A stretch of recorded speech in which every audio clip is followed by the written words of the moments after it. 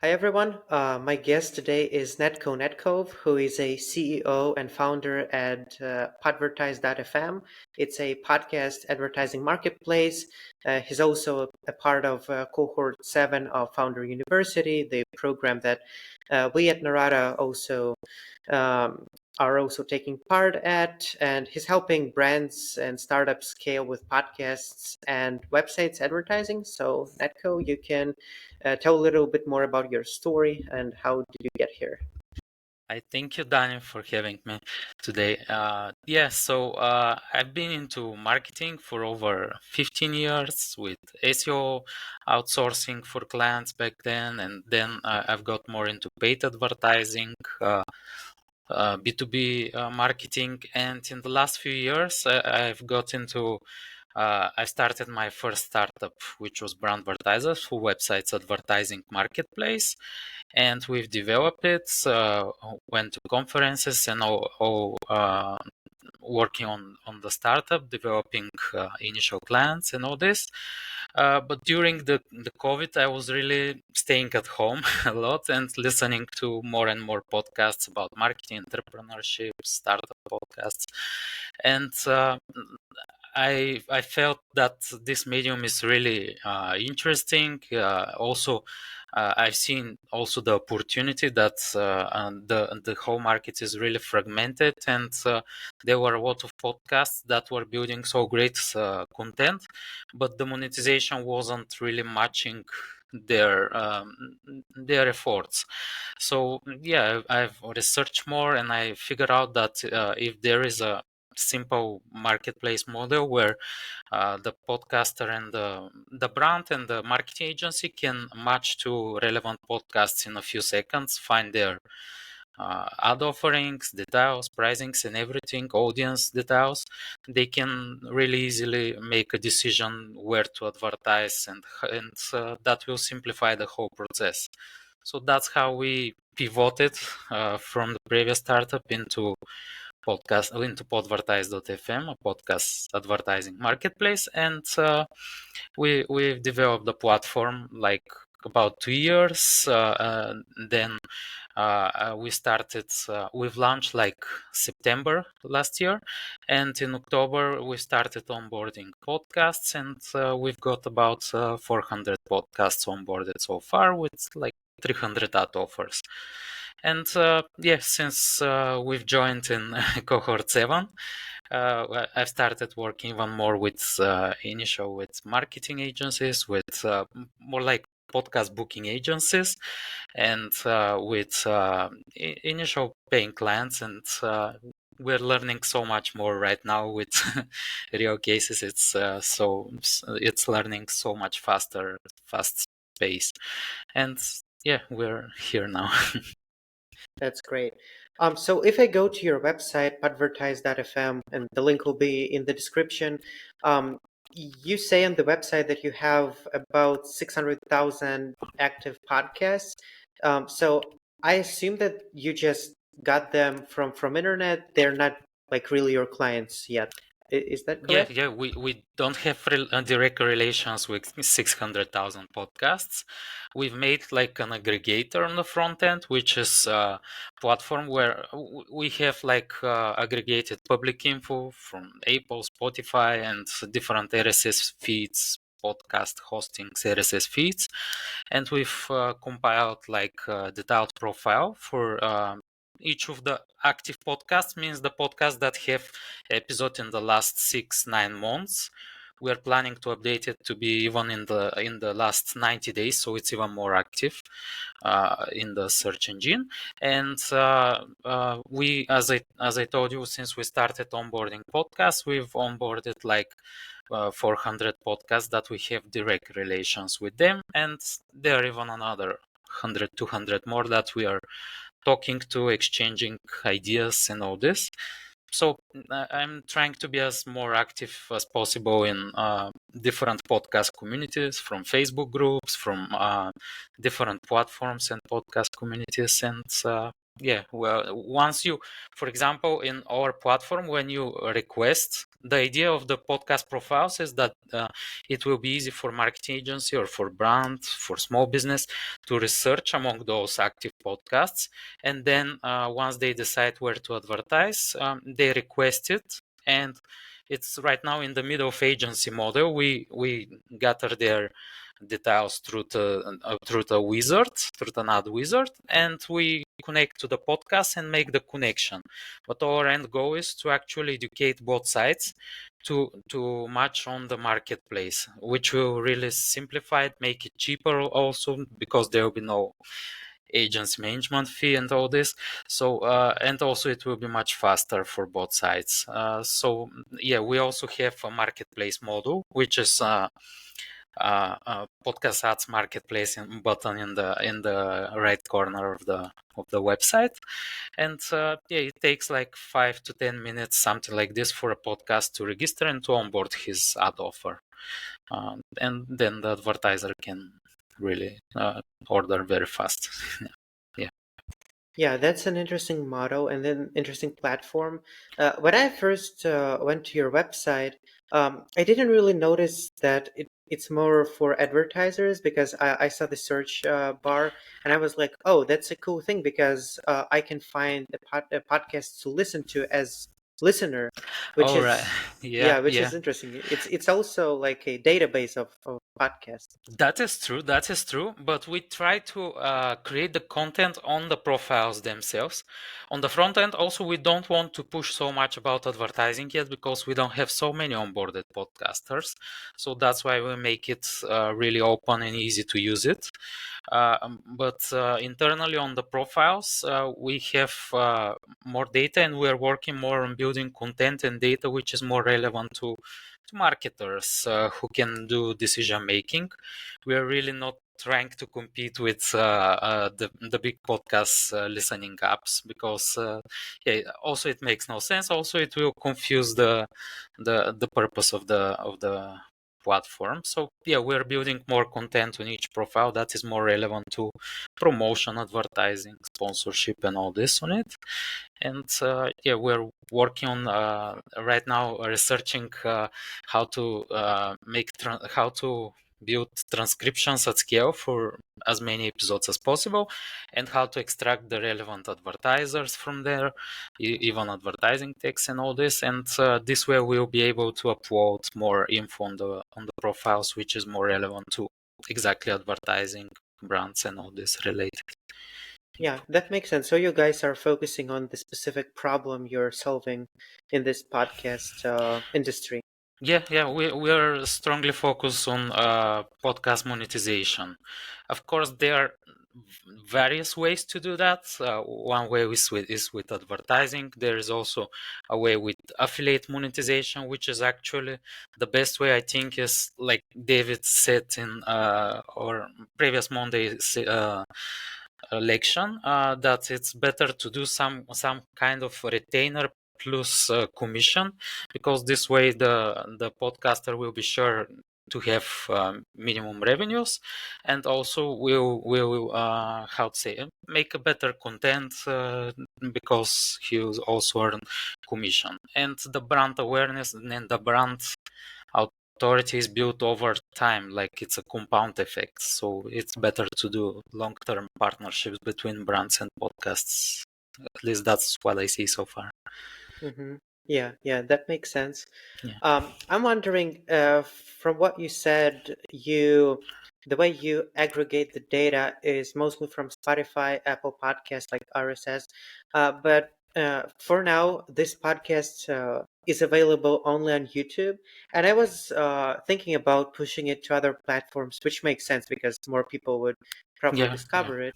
And I haven't really got my hands to that, which I should probably do. You Uh, should, yeah. It yeah, works really well because a lot of people are really listening podcasts while they're doing something else, and and most of them are not always on YouTube, because on YouTube people are more focused on watching. So yeah, because I have YouTube Premium, and I'm so used to that you can yeah, like use other apps while you're listening to YouTube and you have premium, and you can kind of have it in a sound mode, and you don't have to be on the platform.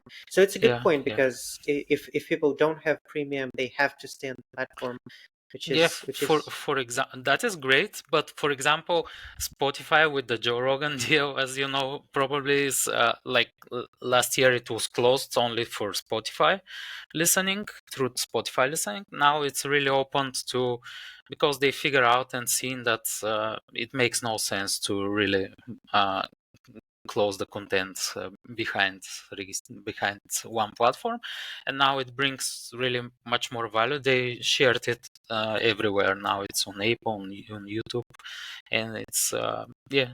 If he's doing it, it makes sense for all of us to do. yeah, It that will makes work. sense. Yeah, Yeah, and the reason I was wondering because I couldn't find my podcast there, and probably because it isn't on Spotify and other platforms.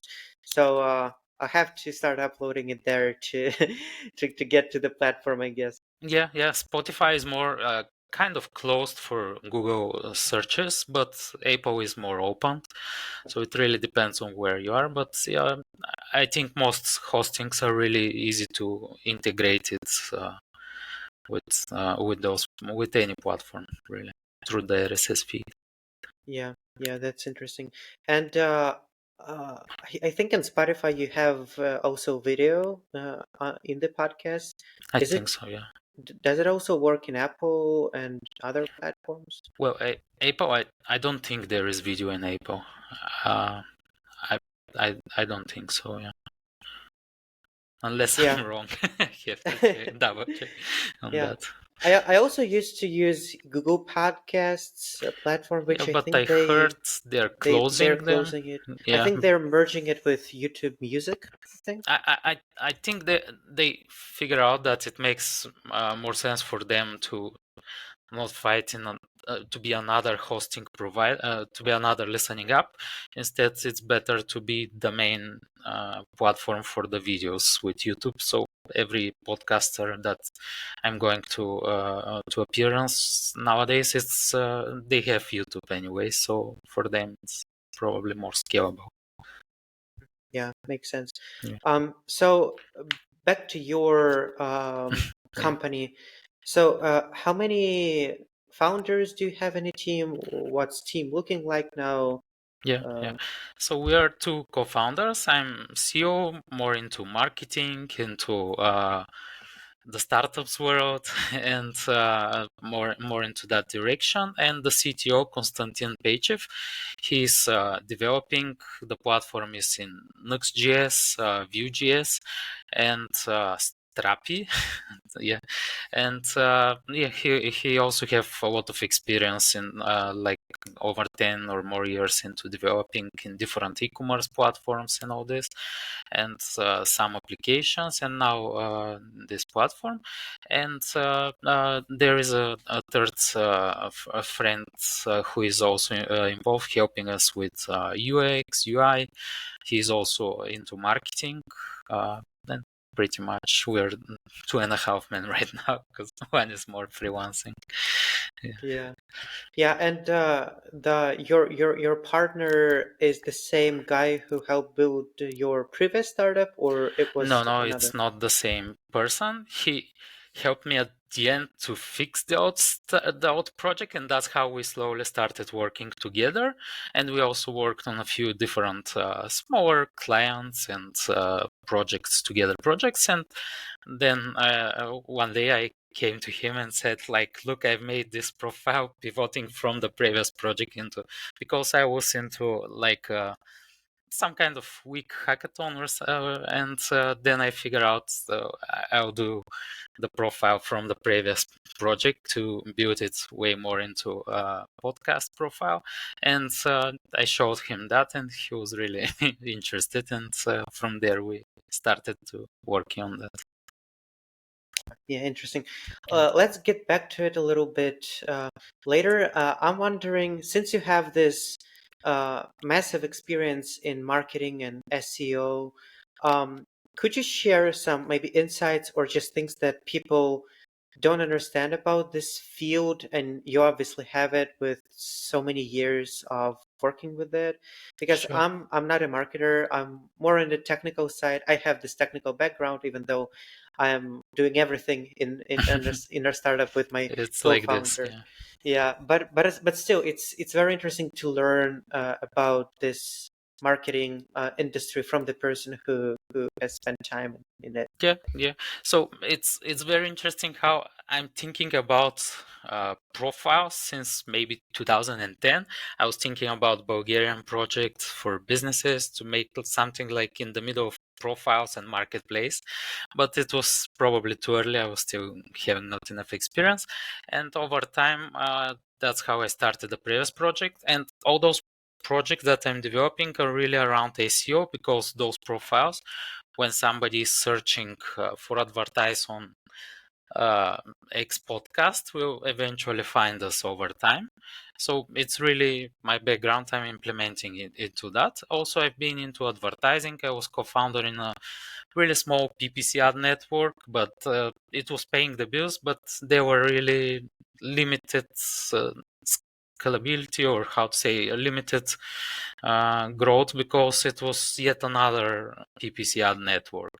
And that's when I started my first startup and left that project because I literally left it all my 50% to the previous co-founder and told him to grow it from there if he can on next level. And because I've seen the opportunity to really make it properly with more publicity and make it like a bigger scalable platform where you can implement and help to way more publishers, and publishers with quality traffic, which is also important because in advertising there is a lot of margin fights and not so quality traffic sometimes, so you have to keep the quality of the traffic but still keep the publishers happy so they have to be paid, and it was a roller coaster to manage this kind of platform. So yeah, from my experience, SEO is really helpful when you bring value and when it's making it simple for the one who is searching to find the solution in no time, instead of that is the better way than build long content is great, but it should be supportive, and then you should also have interactions to make it simple for them to figure out, okay, I can use this, and this is how it works. Do you think that AI and like searching with basically now you have inside ChatGPT, at least with GPT-4, it can search Bing without actually searching, so you have to optimize for other things, I guess. How Yeah. does it affect the SEO? Yeah, that's the funny thing. I was talking the other day to my co-founder that uh, I'm thinking about programmatic content and web pages since started the previous startup in 2016, and nowadays in 2024, Ahrefs and SEMrush, they're doing those huge programmatic tests with exactly making top websites in in Google and all this. Of course, they have more authority on the website, so they rank way better, but it's the same logic, you can say. So everybody right now into SEO is getting into programmatic generated content, but I think Google will maybe is letting them down for a bit because there are a lot of shifts and everything, but I think they'll figure out how to bring the more valuable hits over time, because the ones that just have a lot of generated content will be still useless to the user if it's just generated content, it ranks, but it doesn't bring value after that. You cannot use it, or you can not follow up some author. If the user is leaving fast or is not relating to the website, it will still derank over time. So the search algorithm, it also takes into account what happened after a user clicked on the site and how much time they spent there, Yeah, what did they do afterwards? that is for sure. And also it's going even more into that direction, I can say, because it's really hard to manage, because programmatic content can be passed through multiple platforms, or even edited a little bit with human by human, and then it may pass and it may rank. So it's important for Google to really keep knowing which websites are actually being engaged by the users. And they're even moving now out, since they're removing cookies, like third-party cookies and all this from Chrome are being blocked this year. They are working on a new solution to how to say, it's like a mini uh, not device, it's a mini solution that is actually the whole traffic from Chrome will be probably passing through that, and it will be easier for them to track user engagement, and all this will be even easier, because cooking is still third-party cookies, but this will be more like first party for them, or yeah, they'll have direct access to know That's that. very interesting. Honestly, I haven't heard about this cookie thing. It's still in tests, I believe, and it's not everywhere. It's not so public because it's a big shift, and like they're moving more into kind of CPM traffic monetization, not so much in CPC. So there are a lot of shifts there happening. I'm really not sure exactly what, but they're really moving from cookies from it will stop also retargeting, kind of, or at least will complicate it for smaller advertisers. So I believe this solution that they're building will probably bring it back at some point, or change it in another way. Maybe it will be even for better tracking of the user engagement and all this, and it will optimize the advertising. But yeah, let's see how it goes. And I've just seen a few articles around that, so I'm still learning also what is going on. Yep, that's a great insight because as a non-marketing person, I'm hearing this for the first time, and this is very interesting. This Yeah, is yeah. something that we have to look Retargeting is into. like super useful, because once somebody visit your website, you can still advertise to him at very low budget to bring him back to the website. And if you're working on creative to make interesting banners or text ads or whatever, it will be easier to actually return him multiple times and build brand awareness. While without retargeting, it will be more expensive, because you have to build kind of brand awareness, which is a game of the bigger companies. So it will be interesting to see how exactly all this will happen. Yeah, for sure. Let's get back to your experience and your story. As any founder, you probably have your positive and negative lessons and mistakes that you had, or stories. Are there anything in particular that you want to share, just to make sure that other people don't make the same mistakes again? Yeah. So I've done maybe the most famously white mistake, that's overbuilding. Uh, Even with the previous projects, there was even more complicated because the CTO wasn't really dedicated. So it took even more time.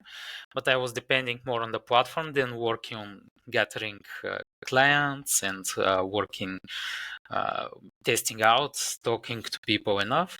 And with Podvertise, we are building it much faster, at least, but still it could have been faster, because I could have also worked before we launched the marketplace model. We could have worked with just leads from Google, and I was delaying to answer to some of them, and they were coming some leads from Google. So it again the same mistake. We try to overdevelop to make everything work perfect, but we are trying now to do it just to work, so we can optimize it on a second, on a third sprint or whatever, and working more. So yeah, the same mistake as every startup, to overdevelop before starting to work and talk to clients enough.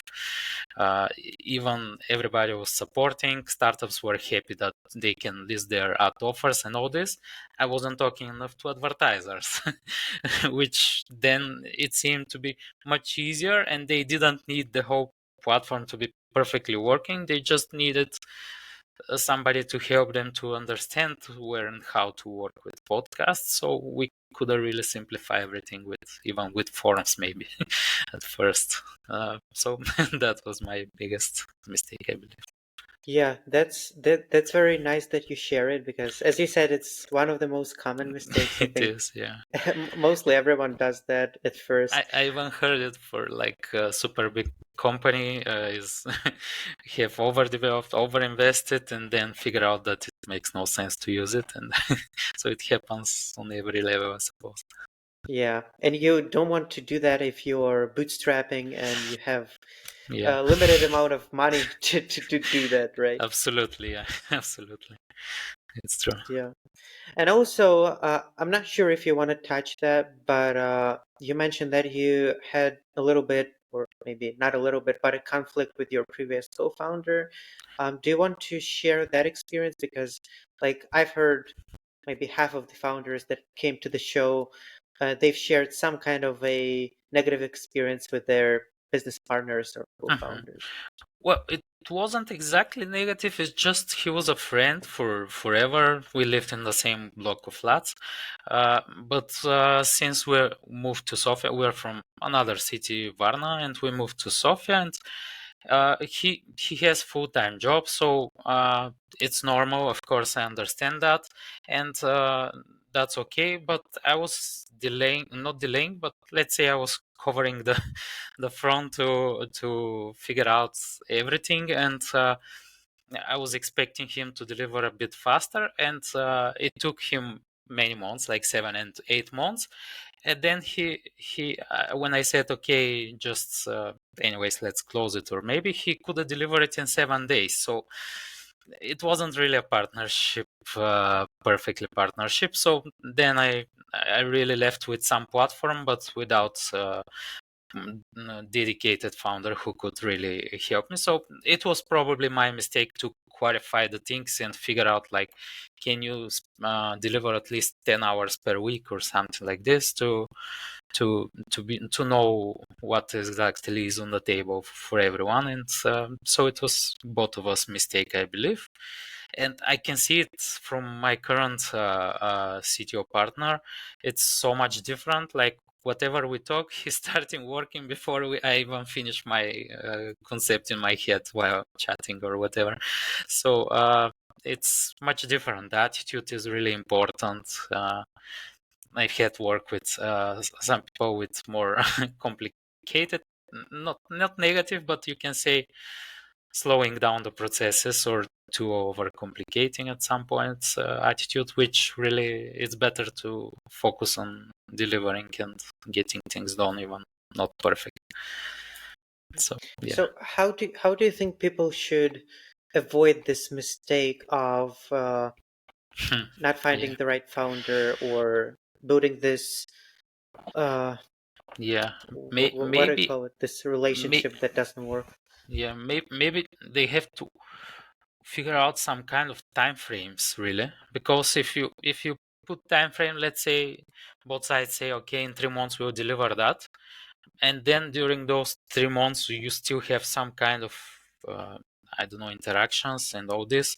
uh, it's better to how they say, some mentors told me one, it's better to end bad than to never end. And so I believe it's better to lose 3 months or whatever, but instead of losing year or two after that on dreaming that, not dreaming, but yeah, thinking that it will happen, but still delay. So I believe timeframes will be the simplest way, and also to try on smaller portions, like develop only this module, then develop next module, then also my mistake, as I told you, to not working on figuring out how to market it, this model, and not waiting for all the models to be there. So yeah, I believe timeframes will help really much to figure Yeah, out what that works that and what not. that's super valuable because it might help you prevent one of the more common problems in building startups. I think that the like arguments, fights between the founders is one of the more common ways why startups don't succeed. So it's super important to find the right partner to build a company like Yeah, this. and that usually happens when you do a few smaller projects or smaller phases. You start to feel if it's working or if it doesn't work. And if you are not working, from my previous startup, even he's a startup co-founder, even he's friend of mine, and we don't have bad feelings or anything. If somebody is not delivering, it's not delivering, so it's not really a partner. So better to test on small scale or small time, and then you feel if both deliver, if both are working, and it will be much simpler to continue from there when you know the real data. Yeah, yeah, that makes sense. All right, before we end, what's your last either thing you want to share, or maybe another lesson, or just something that you want to tell the audience before we end the episode? Sure.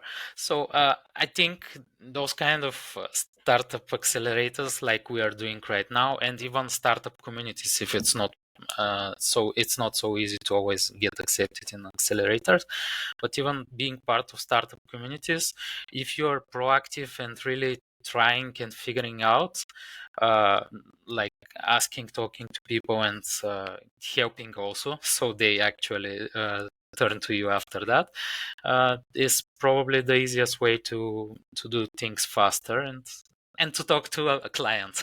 Something not to miss to do. I believe that's two most important things for startups, to really start from somewhere and grow from there. Yeah, yeah, totally agree with that.